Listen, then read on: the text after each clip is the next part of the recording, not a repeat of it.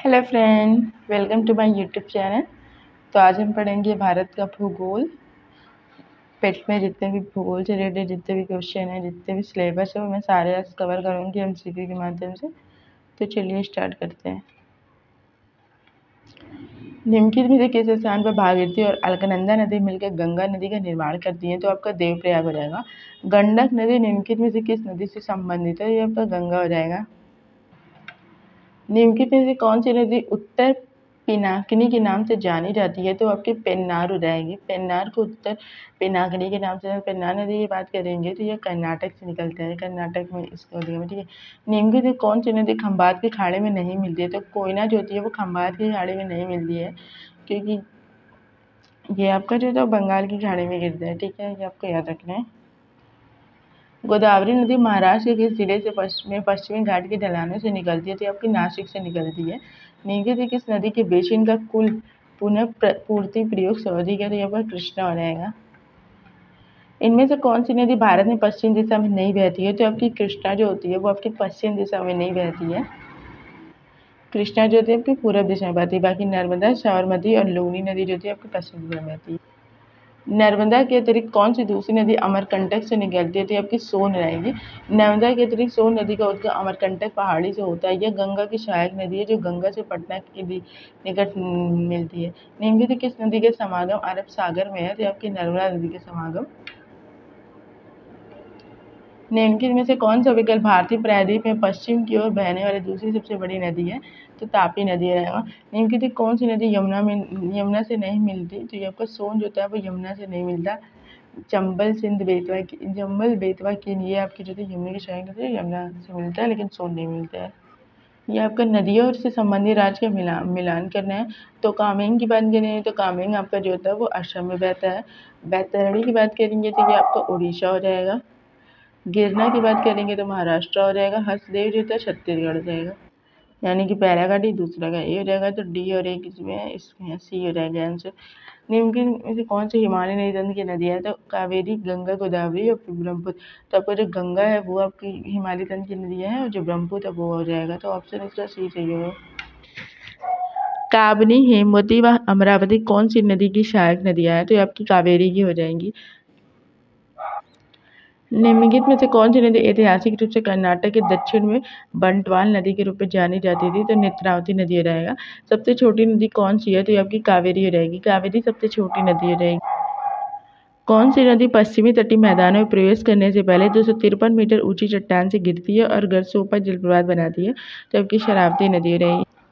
दक्षिण भारत की नदियां प्रमुख रूप से निम्नलिखित में से कौन सा अपवाह तंत्र रखती हैं? तो वृक्षनुमा हो जाएगा। वृक्षनुमा अपवाह तंत्र रखती हैं।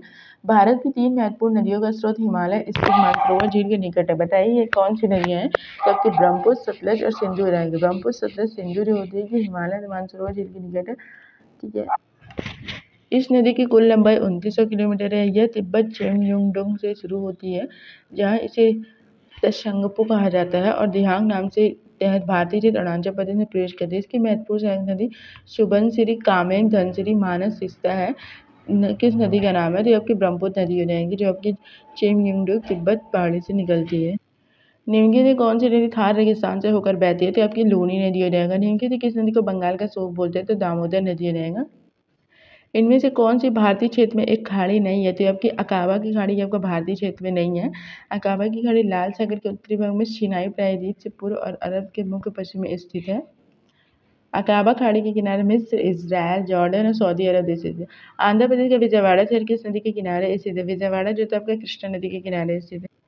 कौन सी नदी को बिहार का शोक बोलते हैं? तो आपकी कोसी हो जाएगी। श्रीनगर किस नदी के तट पर स्थित है? आपका झेलम हो जाएगा।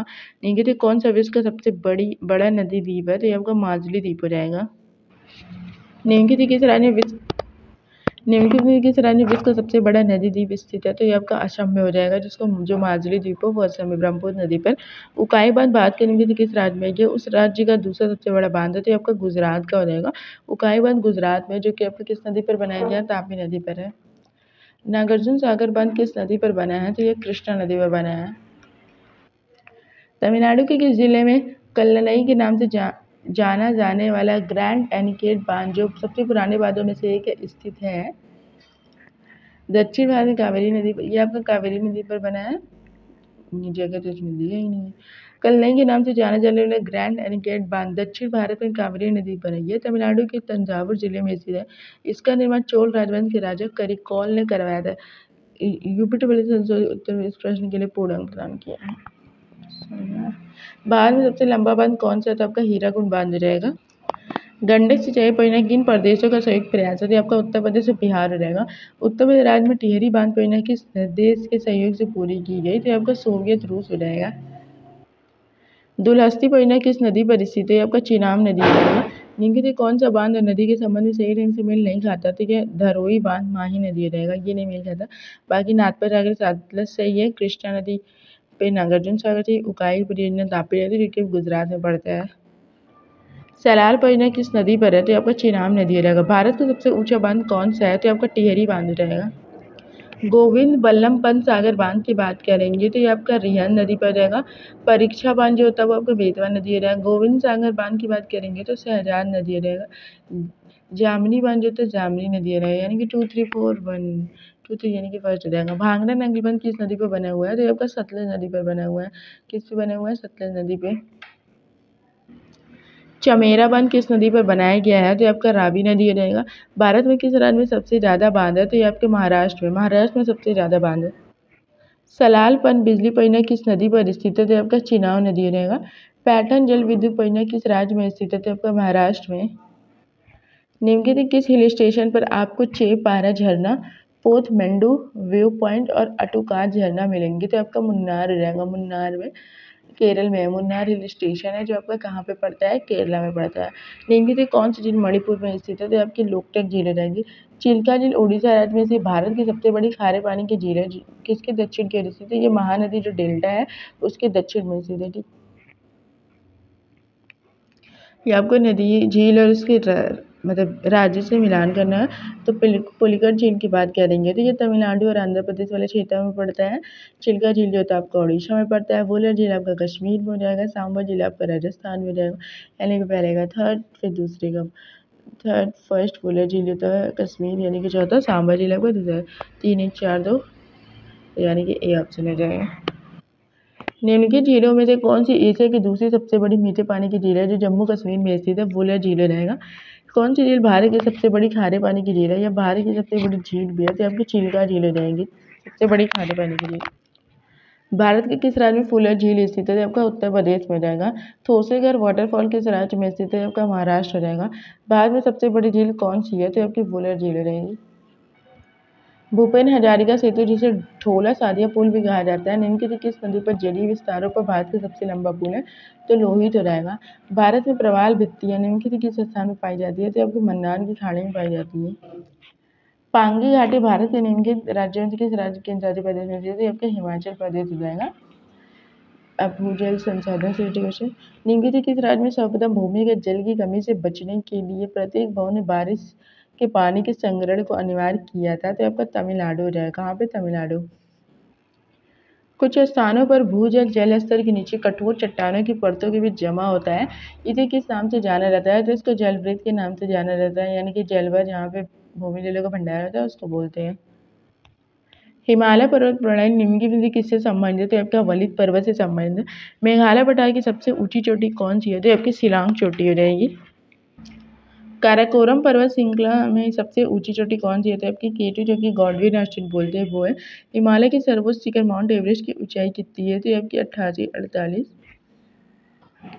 इनमें से कौन सा महान हिमालय या हिमाद्री में पर्वत शिखर नहीं है? तो ये माउंट नाग टिब्बा जो होता है ये नहीं है।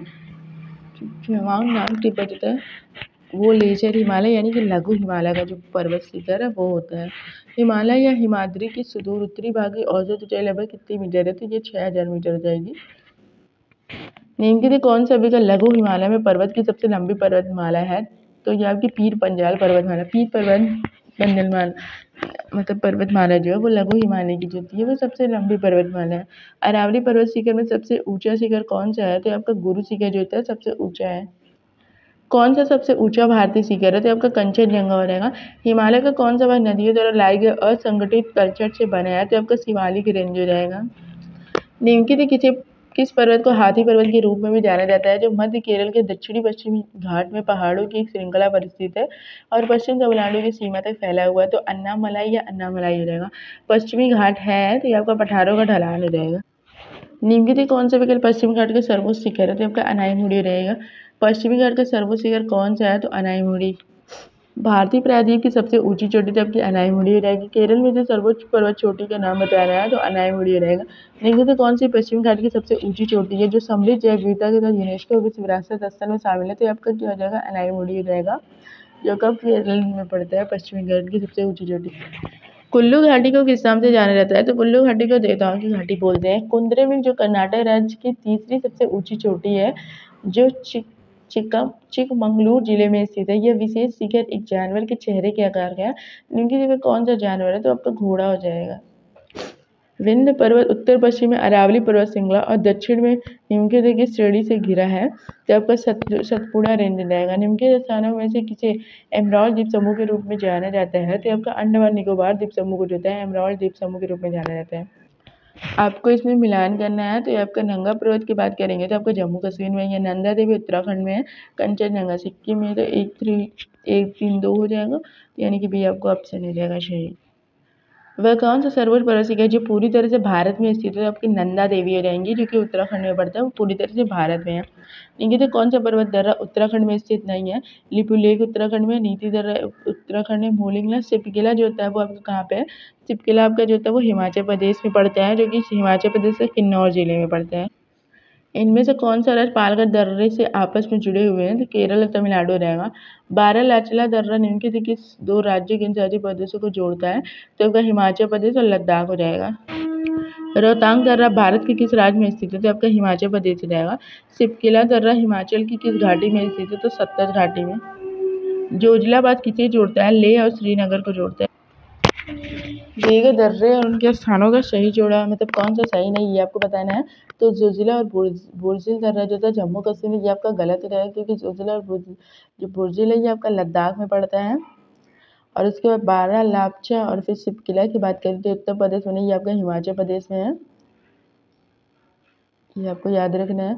उसके बाद थांगला नीति पास लिपुलेख की बात करेंगे तो हिमाचल प्रदेश में नहीं, ये आपका उत्तराखंड में है, ठीक है, ये आपको याद रखना है। उसके बाद नाथुला और जयलेपला जो था सिक्किम, ये आपका सही है, तो यानी कि पहला दूसरा तीसरा तीनों गलत है, तो आपका ऑप्शन ही जो होता है वो सही रहेगा। निम्नलिखित किस भारतीय पर्वत चोटी की ऊंचाई सबसे कम है, तो मुकुट पर्वत हो जाएगा। भारत का सबसे बड़ा एकल द्वीप सुदूर दक्षिण में कौन सा है, तो ग्रेट निकोबार द्वीप हो जाएगा। कौन सा जल का अंडमान द्वीप को निकोबार द्वीप से जो था अलग करता है, तो अब 10 डिग्री चैनल जाएगा। उत्तरी अंडमान का उच्चतम बिंदु 732 मीटर पर स्थित चोटी है, सैडल हो जाएगा, सैडल पे। मूक घाटी कहाँ स्थित है, तो ये आपकी केरल में स्थित है। कौन सी चोटी साइलेंट वैली राष्ट्रीय उद्यान पलकाड में सबसे ऊंची चोटी है, तो अंगिडा हो जाएगा, अंगिडा। कौन सा पठार भारत के खनिज दिल के देश के रूप में जाना जाता है, तो छोटा नागपुर का पठार है, उसको जो होता है वो खनिज दिल के देश के रूप में जाना जाता है। भारत का सबसे ऊंचा स्थान है तो कंचनजंगा हो जाएगा। प्रायद्वीपीय पहाड़ी मैदान की एक अनोखी विशेषता काली मिट्टी का क्षेत्र जिसे कहते हैं दक्कन ट्रैप कहते हैं, दक्कन ट्रैप। उड़िया पठार भारत के निम्नलिखित राज्यों में स्थित है, तो राजस्थान रहेगा। भौगोलिक इतिहास के अनुसार भारत का प्राचीनतम पर्वत है अरावली। नदी द्वीप की बात करेंगे तो मौजूली हो जाएगी, जो कि असम में ब्रह्मपुत्र नदी पर अवस्थित है। मेलम ग्लेशियर भारत के किस राज्य के जनजातीय प्रदेश में स्थित है, आपका उत्तराखंड में हो जाएगा। नहीं तो कौन सा सही सम्मिलित नहीं है, तो आंधी उत्तर प्रदेश सही है, काली बैसाखी पश्चिम बंगाल में सही है, लू उत्तर ये भी सही है, आम्रवर्षा जो तो उड़ीसा में नहीं, ये आपका केरल और तटीय जो कर्नाटक वाला क्षेत्र है उस एरिया में ज़्यादा होता है। भारत का थार महोत्सव विश्व का सबसे घनी आबादी वाला मरुस्थल है। उसके बाद सबसे जिसका जनसंख्या का कितना है, 83 व्यक्ति प्रति वर्ग किलोमीटर में। निम्नलिखित किसके द्वारा 1936 में पहली बार भारत के वन प्रकारों का वर्गीकरण किया गया था, तो सर एच.जी. चैंपियन रहेगा।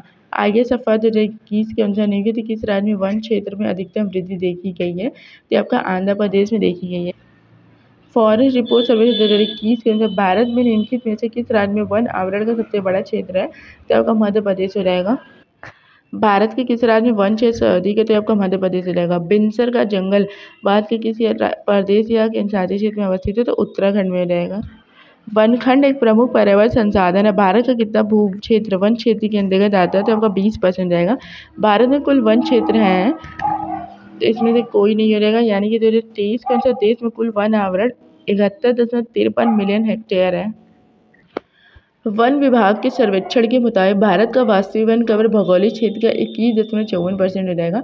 भारत में निम्नलिखित किस प्रकार के वन का सबसे बड़ा क्षेत्र है, तो उष्णकटिबंधीय नम पर्णपाती वन हो जाएगा, जिसको पतझड़ी वन बोलते हैं, वो सबसे ज़्यादा है। सागौन के जंगल भारत के निम्नलिखित राज्यों में पाए जाते हैं, तो आपके मध्य प्रदेश में रहेगा। दक्षिण पश्चिमी पंजाब, हरियाणा, राजस्थान के आर्द्र शुष्क क्षेत्रों में किस प्रकार के वन है, तो ये आपके जो तो उष्णकटिबंधीय कंटक वन पाए जाते हैं। सागौन, साल, शीशम, हुर्रा, महुआ, आंवला, सेमल, कुसुम और चंदन आदि किसकी प्रमुख प्रजातियां हैं, तो ये आपकी उष्णकटिबंधीय पर्णपाती वन की प्रजातियां होती हैं। 2021-22 तक भारत के 13-19 रिपोर्टेड खदानें हैं। इनमें से सबसे अधिक 263 खदानें भारत के निम्नलिखित किस राज्य में स्थित है, जबकि मध्य प्रदेश हो जाएगा। ये आपका पेट 2023 में पूछा था, आपको याद रखना है। कोलार सोने के खाने किस राज्य में, तो आपको कर्नाटका में पड़ता है। दिसंबर 2018 को उपलब्ध जानकारी से किस राज्य में तांबा है तो सबसे बड़ा भंडार है, तो आपका राजस्थान में सिंहड़ी जिसको बोलते हैं। 2020 की रिपोर्ट के अनुसार निम्नलिखित किस राज्य में भारत में कॉपर है, इसका सबसे बड़ा भंडार है, तो आपका राजस्थान हो जाएगा। राजस्थान में खेतड़ी परिणय किसके उत्पादन के लिए प्रसिद्ध है, तो ये तांबा है। पहली बार पेट का एग्जाम हुआ था जो लड़की तो तभी पूछा था मेरे शिफ्ट में भी। राजस्थान के जालौर जिले में किस प्रकार का ग्रेनाइट पाया जाता है, तो रोजी पिंक हो जाएगा, यानी कि गुलाबी ग्रेनाइट। निम्नलिखित किस राज्य में हाल ही में यूरेनियम खनन भंडार पाए गए हैं, तो आपके राजस्थान में पाए गए हैं। आंध्र प्रदेश का निम्नलिखित कौन सा क्षेत्र सक्रिय रूप से जो है पेट्रोलियम के उत्पादन से जुड़ा है, तो आपके कृष्णा गोदावरी बेसिन रहेगा। लौह की महत्वपूर्ण खदान कुंद्रेमुख है, ये आपका कर्नाटका में हो जाएगा। मैग्नेटाइट है, तो ये आपके Fe3O4 को जो है मैग्नेटाइट बोलते हैं। निम्नलिखित किसमें कार्बन नहीं होता है, कार्बन के बाद डायमंड में कार्बन होता है, ग्रेफाइट में भी होता है, कोयला में होता है। इसका आंसर इनमें से कोई नहीं, क्योंकि सब में कार्बन होता है। मोनोजाइट किसका है, इसका मोनोजाइट आपका थोरियम गैस का, जो कि आपका केरला में सबसे ज़्यादा मिलता है। किस रेडियोधर्मी तत्व के विश्व के सबसे बड़े भंडार भारत में पाए जाते हैं, तो थोरियम हो जाएगा। भारत का रूर किस नदी बेसिन को कहा जाता है, तो दामोदर। निम्न श्रेणी का भूरा कोयला कहलाता है, लिग्नाइट हो जाएगा। निम्नलिखित किसे भूरा या फिर ब्राउन कोयला भी कहा जाता है, तो लिग्नाइट। निम्नलिखित किस स्थल पर झारखंड में कोयला क्षेत्र स्थित है, तो झरिया हो जाएगा। बालाघाट का मलज खंड क्षेत्र राजस्थान के झुंझुनू का खेतड़ी सिंगना क्षेत्र के महत्वपूर्ण खनन केंद्र है, तो तांबा हो जाएगा। भारत में पाया जाने वाला कौन सा गैर धात्विक खनिज है, तो पायरोफाइलाइट हो जाएगा। भिलाई इस्पात संयंत्र के लौह स्रोत हैं, तो दल्ली और राजहरा हो जाएगा। दल्ली और राजहरा। भारत में नून मदिरा निम्नलिखित किस उद्योग से संबंधित, तो पेट्रोलियम उद्योग हो जाएगा। किस राज्य की स्थापित बिजली उत्पादन क्षमता सबसे अधिक है, तो गुजरात की सबसे अधिक है। उत्तर प्रदेश के सबसे बड़ा सौर ऊर्जा संयंत्र निम्नलिखित किस जिले में स्थापित किया गया, तो मिर्जापुर में हो जाएगा। कुडनकुलम परियोजना किस राज्य में स्थित है, तमिलनाडु हो जाएगा। निम्नलिखित कौन सा नाभिकीय शक्ति संयंत्र उत्तर प्रदेश में स्थित है, तो नरोरा जो होता है वो यूपी में स्थित है। फ्लाई एश है, तो ये आपका एश के लघुकरण होते हैं। वह उद्योग जो खनिजों का उपयोग कच्चे माल के तौर पर करते हैं कहलाते हैं खनिज आधारित उद्योग हो जाएगा। निम्नलिखित में कौन सा युग जो होता है वो असंगत है, तो कृत्रिम अंग निर्माण कानपुर जो होता है ये आपका सही है। कांच उद्योग फिरोजाबाद सही है। परमाणु विद्युत संयंत्र जो होता है लखनऊ नहीं, ये आपका नरोरा में है। परमाणु ऊर्जा संयंत्र जो होता है आपका लखनऊ नहीं नरोरा हो जाएगा। डीजल लोकोमोटिव बस वाराणसी, ये भी सही है, तो आपका सी ऑप्शन गलत हो जाएगा। निम्नलिखित विद्युत उत्पादन करने में सर्वाधिक हिस्सा किसका है, तो ताप विद्युत। टाटा पावर सोलर ने किस राज्य में भारत की सबसे बड़ी फ्लोटिंग सौर ऊर्जा परियोजना शुरू की, तो केरल हो जाएगा। पृथ्वी की सतह का लगभग कितना बचा भारत द्वारा कवर किया गया है, तो 2.54%। उस पड़ोसी राष्ट्र की पहचान कर जिसके साथ भारत अपनी सबसे लंबी सीमा साझा करता है, तो ये आपका बांग्लादेश हो जाएगा। कितने भारतीय राज्य नेपाल से सीमा साझा करते हैं, तो 5 हो जाएगा। अगर बात करें कौन कौन से साझा करते हैं, तो पहले तो आप उत्तराखंड यूके याद रख लो और यूपी याद रखो, ठीक है। फिर इसके बाद आप सिक्किम याद रख लो और वेस्ट बंगाल याद रख लो, ये आसपास है और ये आसपास है, ठीक है। उसके बाद बिहार याद रख लो। इतने 5 राज्य होते हैं वो भारतीय राज्य नेपाल से सीमा साझा करते हैं, जो कि इस पैक्ट में पूछा गया है। निम्नलिखित कौन भारत का पड़ोसी देश नहीं है, तो यूएई जो होता है वो नहीं है। भारत का कौन सा राज्य किसी भी अंतर्राष्ट्रीय सीमा को नहीं छूता है, तो तेलंगाना जो होता है वो अंतर्राष्ट्रीय सीमा को नहीं छूता है। भारतीय प्रायद्वीप कितने तक फैला हुआ है, तो ये आपका हिंद महासागर तक फैला हुआ है। भारत का अक्षांश भी इतने उत्तर से इतना उत्तर तक है, तो 8 डिग्री 4 सेकंड से 37 डिग्री 6 मिनट तक है, ठीक है। भारत की मानक समयोत्तर रेखा की बात करेंगे तो 82.5 डिग्री जो होता है वो पूर्वी देशांतर हो जाएगा। भारत का सबसे उत्तरी अक्षांश की बात करेंगे तो 37 डिग्री 6 मिनट नॉर्थ हो जाएगा। ठीक है, उत्तर में 37 डिग्री 6 मिनट। कर्क रेखा किन राज्यों से होकर गुजरती है? तो आपका गुजरात हो जाएगा, झारखंड हो जाएगा और फिर आपका जो होता है वो आपका मिजोरम हो जाएगा। ठीक है, कर्क रेखा मतलब भारत के लगभग बीचों बीच से गुजरती है, 8 राज्यों से गुजरती है। सबसे पहले आपका भारत और श्रीलंका को अलग करने वाली जल राशि कौन सी है? तो आपकी पाक जल संधि रहेगा। निम्नलिखित से क्या 10 डिग्री चैनल को अलग किए गए हैं? तो ये आपके अंडमान व निकोबार द्वीप समूह रहेगा। भारत का सबसे दक्षिणी छोर कौन सा है? तो ये आपकी जो है इंदिरा पॉइंट जो है सबसे दक्षिणी छोर हो जाएगा। पूर्वी तटीय मैदान के दक्षिणी भाग को कौन सा तट कहा जाता है? तो आपका कोरोमंडल तट कहा जाता है। प्रायद्वीपीय भारत के दक्षिणी छोर कन्याकुमारी स्थित है। तो आपका भूमध्य रेखा के उत्तर में। भारत में पृथ्वी की धरातल का कितना % घेरा हुआ है? तो 2.4% घेरा हुआ है। भारत के किस राज्य में कर्क रेखा के अति समीपस्थ कोई शहर है? तो आपका त्रिपुरा आ जाएगा। भारत का विश्व में क्षेत्रफल के अलावा कौन सा स्थान है? तो आपका 7वां स्थान हो जाएगा। क्षेत्रफल की दृष्टि से भारत का कौन सा राज्य सबसे छोटा है? तो आपका गोवा हो जाएगा। अंडमान निकोबार व लक्षद्वीप समेत भारत की कुल तटीय रेखा की लंबाई कितनी है? 7500 किलोमीटर हो जाएगी। कौन सा दर्रा तिब्बत के साथ सिक्किम राज्य को जोड़ने वाली भारत चीन सीमा पर है? तो आपका नाथुला दर्रा हो जाएगा जो कि सिक्किम पर था। भारत की समुद्री सीमा तटीय किनारे से कितनी दूरी तक समुद्र में फैली हुई है? तो 12 समुद्री मील। क्षेत्रफल की दृष्टि से उत्तर प्रदेश का भारत के राज्य में कौन सा स्थान है? तो चौथा हो जाएगा, क्योंकि सबसे पहले जो होता है वो क्षेत्रफल में राजस्थान है, फिर MP है, उसके बाद महाराष्ट्र है, उसके बाद अपना UP है। त्रिपुरा अपने उत्तर दक्षिण और पश्चिम में किससे घिरा हुआ है? तो आपका बांग्लादेश से घिरा हुआ है। भारत के किस राज्य का सबसे लंबा समुद्री किनारा है? तो गुजरात का सबसे ज़्यादा, उसके बाद आंध्र प्रदेश का है। निम्नलिखित में कौन प्रवृत्ति के लिए सही है? यह अपने प्राचीन सफ़ेद रेत, समुद्री तटों और शांत लैगून के लिए प्रसिद्ध है। भारत की उच्चतम वार्षिक वर्षा कहाँ पर दर्ज की गई है? तो ये आपका मासिर नाम मेघालय में हो जाएगा। पश्चिमी विक्षोभ जिसके कारण उत्तर पश्चिम भारत में बारिश होती है, इसकी उत्पत्ति स्थल है, तो ये आपकी भूमध्य सागर हो जाएगा। ग्रीष्मकाल में उत्तरी मैदान में बहने वाली पवन कहलाती है, तो आपकी लू कहलाती है। भारत में निम्नलिखित में किस स्थान पर दिन और रात के तापमान में व्यापक अंतर पाया जाता है? तो आपका थार मरुस्थल हो जाएगा। यहाँ पे दिन में जो तापमान बहुत गर्म होता है और रात में ठंडा हो जाता है। सामान्य वर्षा में अचानक वृद्धि हो जाती है और कई दिनों तक लगातार जारी रहती है, इसे मानसून के क्या कहते हैं? इसे मानसून का जो था प्रस्फोट यानी कि फटना कहते हैं। समान वर्षा में अचानक वृद्धि हो जाती है और कई दिनों तक लगातार जारी रहते हैं, इसे मानसून का प्रस्फोट यानी कि फटना कहा जाता है। निम्नलिखित से भारत में अक्टूबर की गर्मी का मुख्य कारण क्या है? उच्च आर्द्रता से जुड़ा उच्च तापमान। उच्च आर्द्रता से जुड़ा उच्च तापमान सर्दियों के मौसम के दौरान उत्तर पूर्वी देश पर हावी रहती है, वे भूमि से समुद्र की ओर बहती है और इसलिए देश के अधिकांश भाग के लिए यह शुष्क मौसम है, तो आपकी व्यापारिक पवने रहेंगे। भारत की जलवायु को कौन सी जलवायु कहा जाता है? तो आपकी मानसूनी जलवायु हो जाएगी। निम्नलिखित किस कारक के कारण भारतीय उपमहाद्वीप के मध्य एशिया की तुलना अपेक्षाकृत हल्की सर्दियाँ होती है? तो आपकी हिमालय हो जाएगी। भारत का निम्नलिखित में से कौन सा अति विषम प्रकार की जलवायु का अनुभव करता है? तो आपका दिल्ली हो जाएगा। भारत के उत्तर पश्चिम भाग में निम्नलिखित में से किस एक के कारण शीतकाल के दौरान वर्षा होती है? तो आपका पश्चिमी विक्षोभ रहेगा।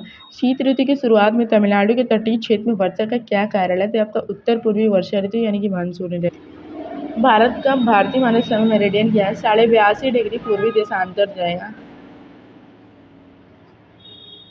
भारतीय मानक समय ग्रीनविच समय से कितने समय आ गए? तो 5.5 घंटे हो जाएगा। 2019 के निम्नलिखित में से भारत के किस शहर की जनसंख्या सबसे अधिक है? तो आपकी मुंबई की जनसंख्या सबसे अधिक हो जाएगी। जन्म और मृत्यु के पंजीकरण का अधिनियम किस वर्ष में लागू किया गया था? तो 1969 में लागू किया गया था। 2019 के जब भारत के किस राज्य की शहरी जनसंख्या सबसे अधिक है? तो आपकी महाराष्ट्र की शहरी जनसंख्या सबसे अधिक हो जाएगी। जनगणना रिपोर्ट 2011 का जो उत्तर प्रदेश में बाल लिंगानुपात क्या है? तो 902 हो जाएगा। जनगणना 2011 के अनुसार राज्य में सर्वाधिक और न्यूनतम जनसंख्या वाले जिले की बात करेंगे तो सबसे ज़्यादा जनसंख्या वाला जिला इलाहाबाद में हो जाएगा और फिर सबसे कम की बात करेंगे तो महोबा हो जाएगा। राज्य के मतलब UP के। 2011 की जनसंख्या रिपोर्ट के अनुसार निम्नलिखित किस राज्य में जनजातीय जनसंख्या नहीं है? तो हरियाणा में जो है जनजातीय जनसंख्या जो थी वो नहीं है। 2011 की जनसंख्या रिपोर्ट के अनुसार प्रति वर्ग किलोमीटर भारत की जनसंख्या घनत्व क्या है? तो 382 रहेगा। 382 जो हो जाएगा ये आपका भारत का हो जाएगा जनसंख्या घनत्व। 2011 की जनगणना रिपोर्ट के अनुसार निम्नलिखित में किस राज्य में जनसंख्या घनत्व सर्वाधिक है? तो बिहार रहेगा। 2011 की जनगणना के अनुसार 2011 की जनगणना के अनुसार भारत के निम्नलिखित राज्यों में सबसे अधिक जनसंख्या घनत्व वाला राज्य कौन सा है? तो आपका बिहार रहेगा। जनसंख्या घनत्व बिहार रहेगा। पूरे भारत का जनसंख्या घनत्व कितना है? 382 है। 2011 में हुई जनगणना के अनुसार भारत की कुल जनसंख्या में अनुसूचित जाति कितने प्रतिशत है? तो 16.6% रहेगा। 2011 की जनगणना के अंतिम आंकड़ों के अनुसार सबसे बड़े राज्य उत्तर प्रदेश में देश की कुल जनसंख्या कितने प्रतिशत हिस्सा निवास करता है? तो 16.49% हो जाएगा। वह कौन सा राज्य है जिसकी 2011 जनगणना के अनुसार सबसे अधिक जनसंख्या घनत्व है? तो आपका पश्चिम बंगाल है। 2011 की जनगणना के अनुसार कौन सा एकमात्र राज्य था जिसकी वर्ष 2001 से 2011 के दौरान ऋणात्मक घातीय जनसंख्या वृद्धि दर थी? ऋणात्मक की बात करेंगे तो आपकी नागालैंड रहेगी। यहाँ बढ़ने की वजह यहाँ पे घटी है। भारत में दुनिया की कुल आबादी का लगभग 70% है। 2001 से 11 के जनगणना के बीच भारत की जनसंख्या में कितने प्रतिशत की वृद्धि हुई? 17.70% की वृद्धि हुई। निम्नलिखित किस प्रदेश में मध्य आयु न्यूनतम है? तो यह आपके उत्तर प्रदेश में रहेगा। जनगणना 2011 के जब भारत का तीसरा सबसे अधिक आबादी वाला राज्य कौन सा है? तो आपका बिहार हो जाएगा। भारत में सर्वाधिक जनसंख्या वाला राज्य कौन सा है? तो आपका उत्तर प्रदेश रहेगा। वर्ष 2011 की जनगणना से भारत में वयोवृद्ध महिला नागरिकों की संख्या है तो आपका 53 मिलियन हो जाएगा। निम्नलिखित से भारत के किस राज्य में जनसंख्या घनत्व बहुत कम है? तो अरुणाचल प्रदेश में। भारत के सबसे कम जनसंख्या वाला राज्य है तो आपका सिक्किम हो जाएगा। इनमें से किस भारतीय राज्य में 100 मिलियन से अधिक आबादी नहीं है? तो पश्चिम बंगाल में नहीं है। 2011 के अनुसार उत्तर प्रदेश की साक्षरता दर है 67.68%। निम्नलिखित राज्य में महिला साक्षरता दर सबसे कम है तो वो आपका जो है वो बिहार में सबसे कम हो जाएगा। 2011 के अनुसार उत्तर प्रदेश में लिंगानुपात 912 है। एनपीपी से क्या अभिप्राय है? तो नेशनल पॉपुलेशन पॉलिसी हो जाएगा। भारत की लगभग आधी जनसंख्या मात्र 5 राज्यों में रहती है। निम्नलिखित से कौन इन 5 घनी जनसंख्या वाले राज्यों में नहीं है? तो केरल हो जाएगा। 2017 में भारत में शहरीकरण की स्थिति क्या है? तो 30 से 35% रहेगा। निम्नलिखित किस राज्य भारत में जनसंख्या घनत्व सबसे कम है? तो आपका अरुणाचल प्रदेश में हो जाएगा। भारत में जनसंख्या 2011 की उत्तर प्रदेश प्रति वर्ग किलोमीटर जनसंख्या घनत्व कितना है? तो 829 हो जाएगा। निम्नलिखित कौन सा भारत का सर्वाधिक घनी आबादी वाला शहर है? तो आपका हैदराबाद हो जाएगा। भारत में अनुमानित जनसंख्या घनत्व कितने लोग प्रति 382 हो जाएगा। एक नगरीय क्षेत्र के रूप में किसी स्थान को वर्गीकृत करने के लिए न्यूनतम जनसंख्या सांद्रता कितनी होती है? 400 व्यक्ति प्रति वर्ग किलोमीटर से अधिक रहेंगे तो वहाँ उस जगह को जो है मतलब नगरीय जनसंख्या बोल सकते हैं। निम्नलिखित कौन जनसंख्या वितरण को प्रभावित करने वाला आर्थिक कारक नहीं है? तो आपकी पानी की उपलब्धता हो जाएगा। खादर और बागान निम्नलिखित किस प्रकार की मिट्टी है? तो आपकी जलोढ़ मिट्टी हो रहेगी। मरुस्थलीय क्षेत्र में वायु प्रदूषण होता है क्योंकि मिट्टी को पकड़ रहने के लिए कोई बड़े पेड़ पौधे नहीं होते। शुष्क भूमि यह होने का कारण आती चराई। सूर्यमुखी की खेती के लिए किस प्रकार की मिट्टी सबसे अच्छी होती है? तो आपकी रीगर या रेंगुर मिट्टी। एक संसाधन के रूप में मिट्टी के कटाव और ह्रास को मिट्टी के संबंध में प्रमुख खतरा माना जाता है। निम्नलिखित कौन सा विकल्प मिट्टी के संरक्षण का सर्वोत्तम उपाय नहीं है? तो आपका जो है बारिश के पानी में बह जाना ये उपाय नहीं है। मिट्टी का कटाव सर्वाधिक किस प्रकार की मिट्टी में होता है? तो आपका उपयोग सभी सिल्ट मिट्टी, मटियार दोमट मिट्टी, बलुई मिट्टी इन सब में होता है। मिट्टी के कणों और चट्टानों की दरारों के बीच का सारा स्थान पानी से भरा होता है। इस परत की ऊपरी सीमा कहलाती है जल तालिका यानी कि वाटर टेबल हो जाएगा। मिट्टी भारत में सबसे ज़्यादा पाई जाती है तो आपकी जलोढ़ मिट्टी हो जाएगी। क्षेत्रीय मृदा को और क्या कहते हैं? इसको ट्रांसपोर्टेड मृदा बोलते हैं। निम्नलिखित कौन सा अम्लीय धरती पर सफलता से उगाया जा सकता है? तो आपका खीरा हो जाएगा।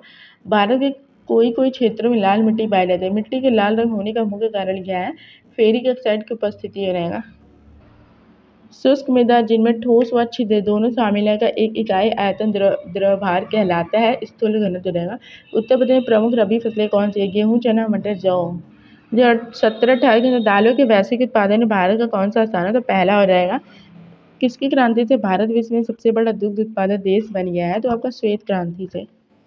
ऑपरेशन फ्लड जो कि आपका आया था 1970 में।